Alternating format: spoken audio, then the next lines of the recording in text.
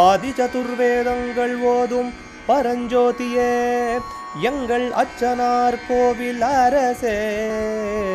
நம்புவோர்க்கு உபகாரி என்பதில் இவரன்றியில் நாட்டில் ஓர் தெய்வம் யார்கான். ஆதி சதுர்வேதங்கள் ஓதும் பரஞ்சோதியே எங்கள் அச்சனார் கோவில் அரசே. சுவாமியே சரணமையப்பா. அச்சங்கோயில் அரசே சரணமையப்பா.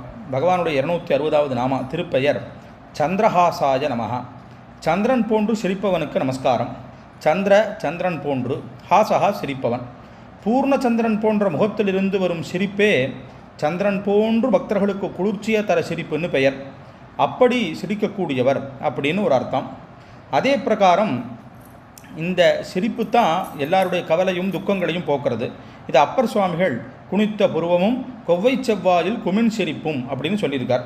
சந்திரஹாசங்கிற வாழை ஏந்தியவனுக்கு நமஸ்காரம். சிவஸ்வரூபியாக அந்த வாழை ஏந்தின்னு இருக்கிறவருக்கு நமஸ்காரம்னு ஒரு அர்த்தம். பரமேஸ்வரனுடைய கையில் உள்ள வாளுக்கு சந்திரஹாசம்னு பேர். அது பிறச்சந்திரன் போல வளைந்து இருக்கிறதுனால அதற்கு அந்த பெயர். இது அவர் ராவணனுக்கு கொடுத்துருக்கார்.